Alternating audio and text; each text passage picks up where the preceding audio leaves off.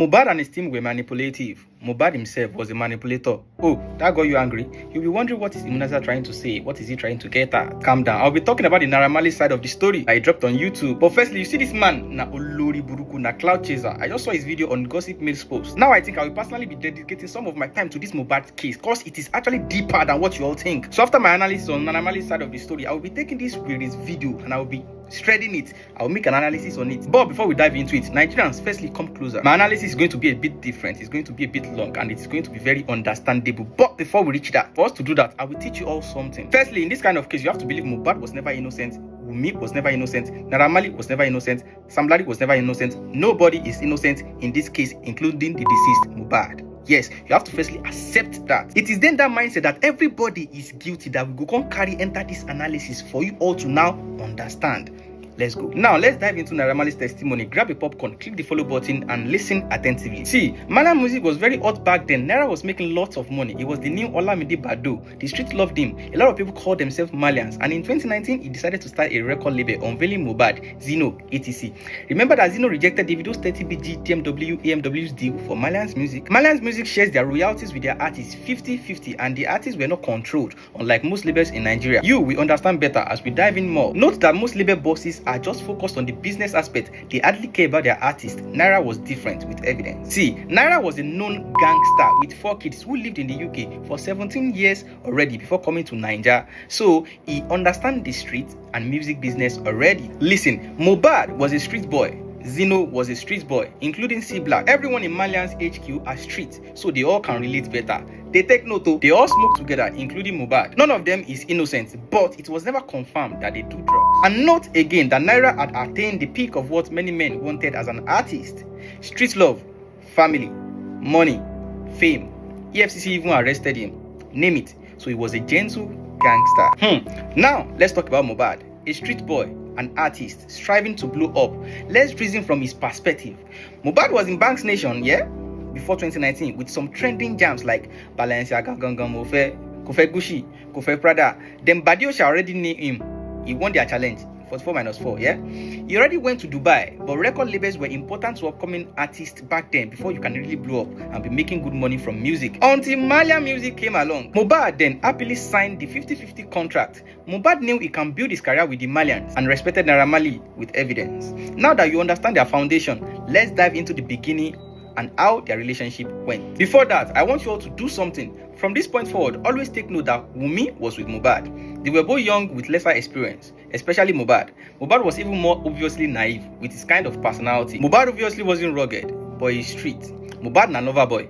Mohbad never left home. He was close to his dad and also to his mother, even though his parents weren't together. Mohbad still goes to church sometimes.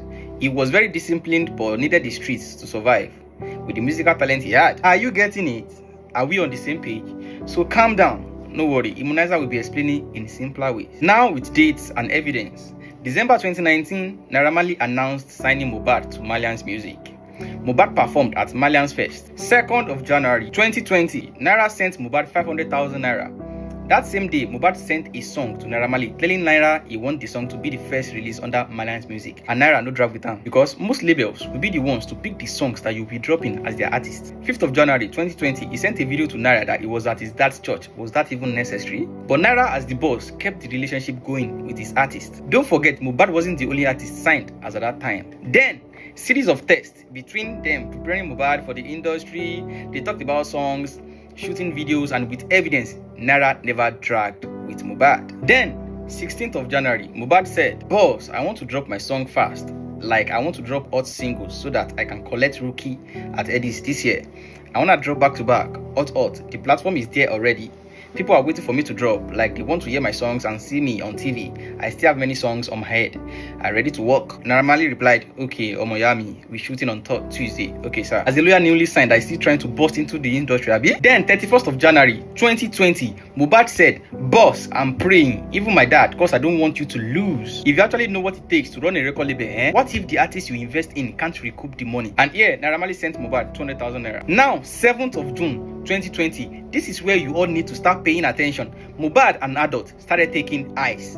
In just 6 months of him getting signed, was he forced to take ice? No. Was his label involved? No.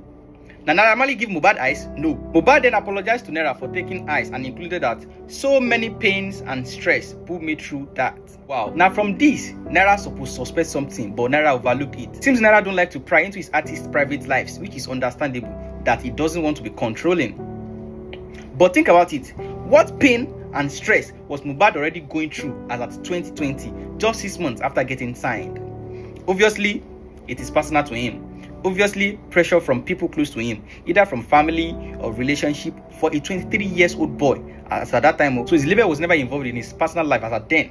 All that. Moving on. Now listen, this part that I'm about to talk about is very, very important and will be referenced to later because it is a crucial information for you all to understand what truly happened. 29th of July 2020, Mohbad sent Mama song file to Naira. Naira briefed him still and still put him through what to do. Then the next day, 30th of July, Naira said, "And can you please confirm your manager with me again?" Mohbad replied, "Tunde." Mohbad himself picked his own manager named Tunde. Naira never picked Tunde, even though they already have an in-house manager for Malians like SI. Mohbad picked and introduced the Tunde guy as his personal manager to Naira Marley, in which both Naira Marley and Mohbad together later used this Tunde's guy's head. Okay, I will have to continue on my next post because of the time. Like I said, this story is long, and for us not to be biased, we have to trash out every angle with evidence and facts. So click the follow button now if you are still not following me so you won't miss my next episode. Turn on post notification, go and subscribe to my YouTube and anticipate my next post. Now see the way I take Satam. By the time I end down, now we can't understand where. That is what a good analysis is. You start from the foundation without leaving any stone unturned. But comment your own opinion, your honest opinion.